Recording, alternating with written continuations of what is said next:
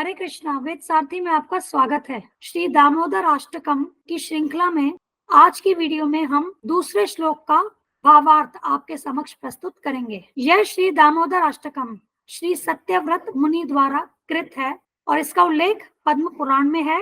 इस वीडियो श्रृंखला में हम श्रील सनातन गोस्वामी द्वारा कृत इस श्री दामोदर अष्टकम पर दिग्दर्शनी टीका से चर्चा कर रहे हैं। श्लोक 2 इस प्रकार से है। रुदन्तं मुहुर्नेत्र युग्मं मृजन्तं करं भोजयुग्मेन सातांक नेत्रं मुहुश्वासकम्पा त्रिरेखांक कंठा स्थिता ग्रैवं दामोदरं भक्तिबद्धं।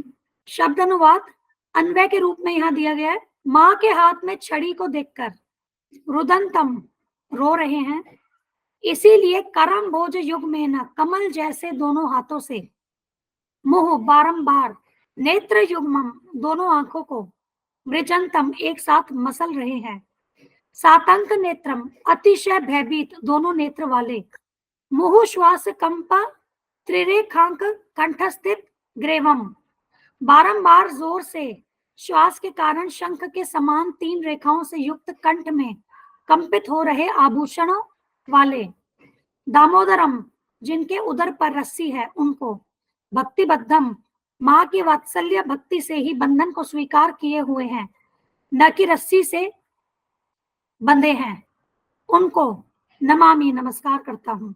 अब इसका अनुवाद देखिए। जननी के हाथ में छड़ी देखकर मार खाने के भय से डरकर जो रोते रोते बारंबार अपनी दोनों आंखों को अपने हस्त कमल से मसल रहे हैं, जिनके दोनों नेत्र भय से अत्यंत विह्वल हैं, मैया यशोदा अपने लाला का हाथ पकड़कर डांट रही हैं। रोदन के आवेग से बारंबार श्वास लेने के कारण त्रिरेखा युक्त कंठ में पड़ी हुई मोतियों की माला आदि कंठभूषण कंपित हो रहे हैं और जिनका उदर माँ यशोदा की वात्सल्य भक्ति के द्वारा रस्सी से बंधा हुआ है, उन सच्चिदानंद स्वरूप सर्वेश्वर श्री कृष्ण की मैं वंदना करता हूँ। अब इस श्लोक में भगवान श्री कृष्ण की लीला विशेष अर्थात भगवान श्री कृष्ण की लीलाओं की उत्कृष्टता का वर्णन तथा भक्त वश्यता विशेष अर्थात भक्त के प्रेम के वश में होने की उत्कृष्टता का वर्णन किया गया है। हम पहले लीला विशेष पर चर्चा करेंगे, उसके बाद भक्त वश्यता विशेष पर चर्चा करेंगे। अब हमने जैसा कि पिछले श्लोक में, मतलब जो श्री दामोदर अष्टकम का पहला श्लोक जब हमने चर्चा की थी, तो श्लोक के अंत में भगवान श्री कृष्ण की लीला विशेष की उत्कृष्टता बताई गई थी। अब इसी के आगे लीला विशेष का और भी विस्तृत रूप से इस श्लोक में वर्णन है। रुदंतम माता के हाथ में छड़ी देखकर यह आशंका कि मैया मुझे मारेगी, मैं भयभीत हूं यह दिखाते हुए, यह सोचकर रोते हुए कि मुझे डरा हुआ देखकर माता मुझे मारना छोड़ देगी, इसीलिए कराम भोज युग में न कमल से दोनों हाथों द्वारा दोनों आंखों को एक ही साथ मल रहे श्री कृष्ण को मैं नमस्कार करता हूं।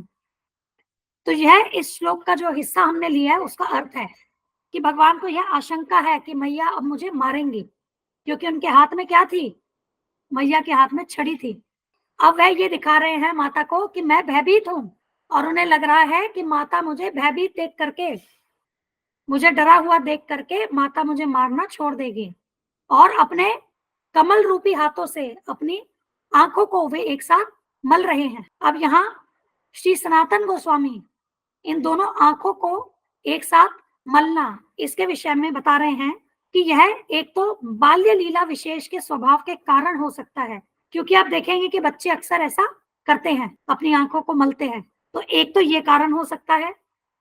दूसरा कारण हो सकता है भय आवेश के कारण तुरंत ही निकल रहे आंसुओं को निकालने के लिए, उनकी आंखों से भय के कारण आंसू निकल रहे हैं, तो उन आंसुओं को अपनी आंखों से निकालने के लिए वो अपने हाथों से आंखों को मल रहे हैं।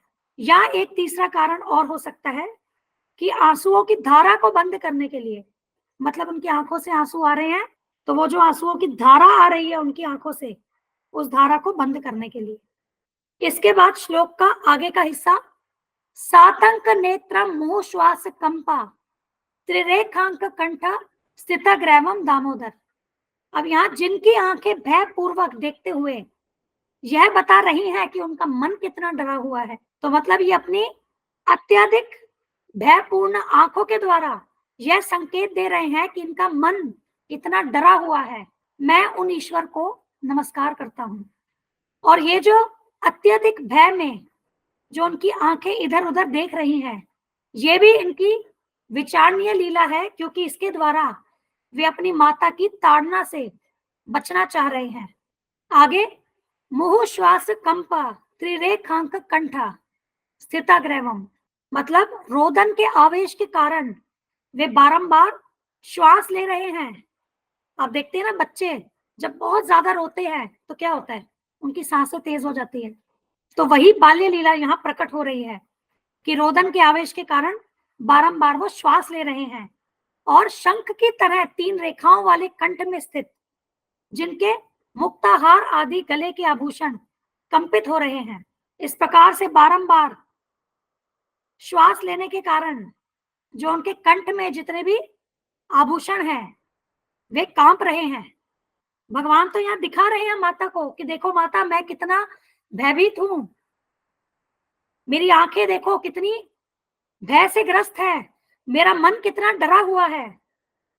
तो यह जो भय है, इसमें ऐसा प्रतीत होता है कि आभूषणों के कंपन से लगता है कि आभूषण भी भयभीत हैं।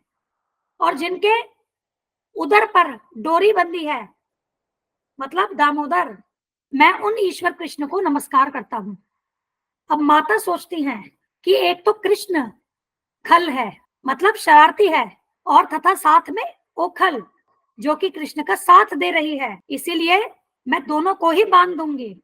इसीलिए यहाँ पर रस्सी के द्वारा कृष्ण का उदर तथा साथ में ओखल, माता दोनों को बांध देती हैं।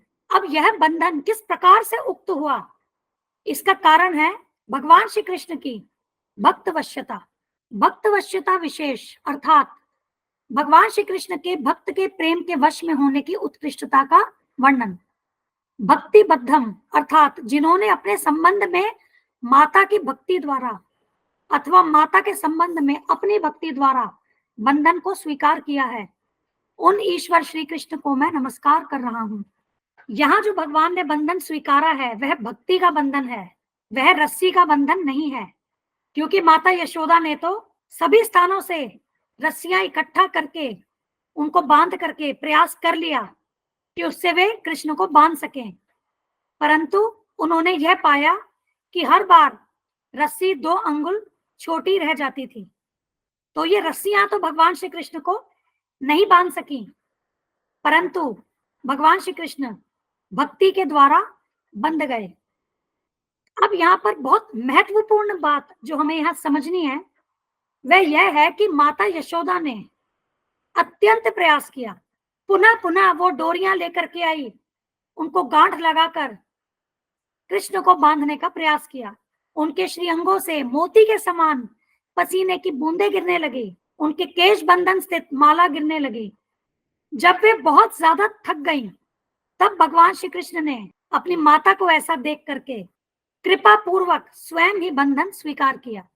सुखदेव गोस्वामी श्रीमद् भागवतम में महाराज परीक्षित से कहते हैं, शिव जी, ब्रह्मा जी, इंद्र जैसे उच्चस्थ देवता तथा सारा ब्रह्मांड भगवान के वश में है, परंतु फिर भी भगवान अपने भक्तों के वश में हो जाते हैं। ये सभी उच्चस्थ देवता तथा यहाँ तक कि भगवान की अर्धांगिनी लक्ष्मी देवी, वे भी भगवान की ऐसी कृपा प्राप्त नहीं कर सकते जैसी माता यशोदा को प्राप्त हुई। और यह किस प्रकार से संभव हुआ? माता यशोदा की शुद्ध भक्ति के द्वारा यह संभव हुआ। जो मानसिक चिंतन के द्वारा या घोर तपस्या के द्वारा भगवान को पाने का प्रयास करते हैं, या वे अल्पज्ञानी जो शरीर को आत्मा के समान मानते हैं, उनके लिए भगवान को पाना सुलभ नहीं है। भगवान तो केवल भक्ति के द्वारा ही सुलभ है।